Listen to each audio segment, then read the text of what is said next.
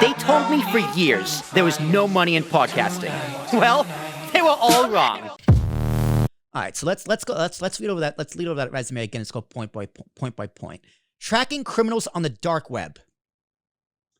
Explain. Please elaborate, please.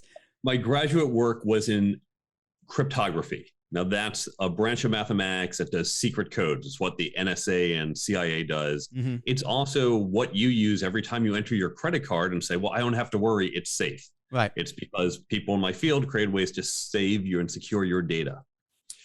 Most of the companies, we build products like antivirus or firewalls.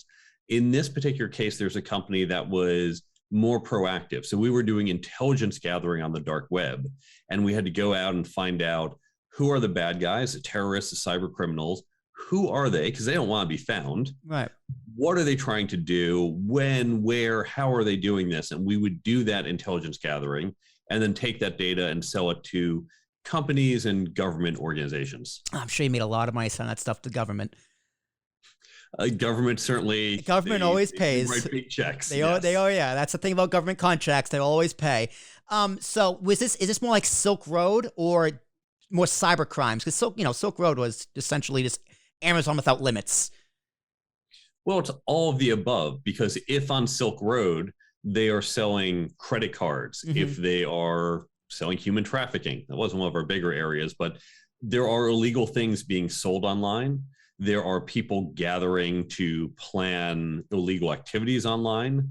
So we would just get any and all information we could find, package it up in different ways so that our customers could use it to better prepare their defenses, or for government agencies, some offensive capabilities. So did you ever work directly in government, or is this all privately funded?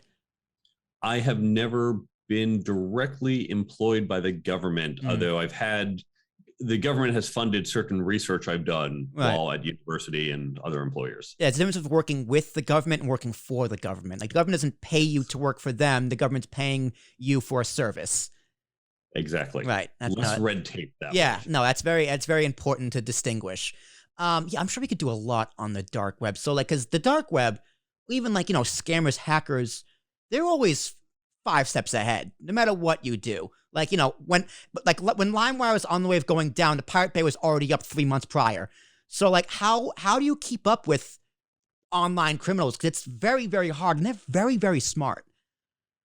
Well, the way to think about it is you have your life where you're running a podcast, you're helping with others, you go out to dinner with friends, you do other things.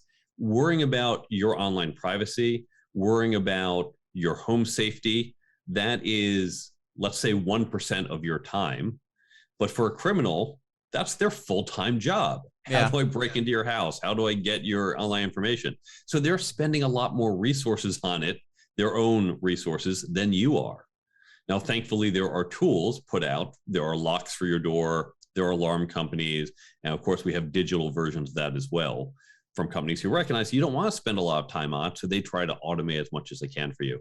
But it is a cat and mouse game. The criminals are always saying, okay, what can we do next? And then the defensive companies say, what are the criminals doing? How do we respond to that? And it's just constant cat and mouse.